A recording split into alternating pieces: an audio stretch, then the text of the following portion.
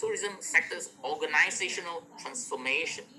This pandemic will contribute to creating new tourism business models and perhaps even the definitions of it, which will essentially determine the industry's chances of survival. At the same time, the industry can no longer operate in silo, as the pandemic has shown us that the tourism industry is very much interconnected to other sectors and fields of which tourism stakeholders have no clue. For example, health, environment, zoology, sociology, and so forth. The next normal in the tourism sector will need to incorporate different disciplines in their businesses and services. So what's next is transforming stakeholders to be conscientious of sustainable practices and promote respectful tourism.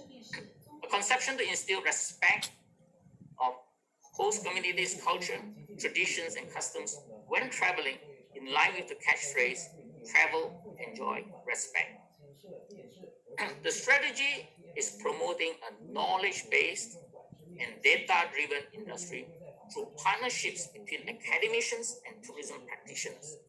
This will enable knowledge translation to tourism business applications and strategies, creating real and meaningful impacts.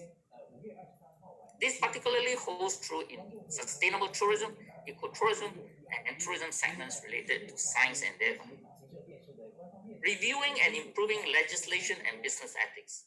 As a result of unrefunded deposits, airlines, governments need to revise and improve regulatory regime surrounding cancellations and passenger refunds. It is also time for governments to revise their tourism legislation and regulations to be in tandem with increasing adoption of digital processes, and in particular, the transformation of brick and mortar businesses to click and book businesses. Enhancing tourism governance and destination management based on digital economy strategies. Developing countries are encouraged to adopt digital economy strategies as tools for betterment of destination management, conscientiously curating tourism experiences and services that is tied to the sense of place and meets the expectations of consumers. It develops community participation and responsibility and inculcates sustainably tourism development in tourism destinations. Now, this is a massive exercise, and while waiting for borders to open, tourism proponents and practitioners can get busy on this. Last is multilateral regional strategies.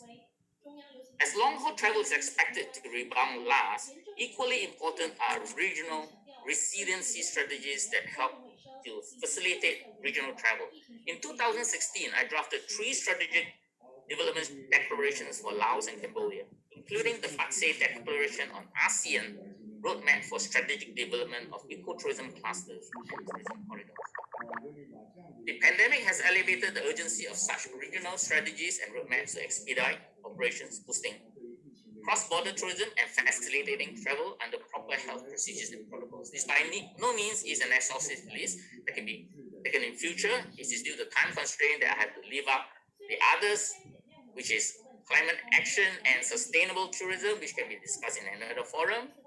These important actionable areas of great concern and expected to impact the future of tourism. As you can see, there's a lot to do in the aftermath of the pandemic to stimulate the recovery of tourism.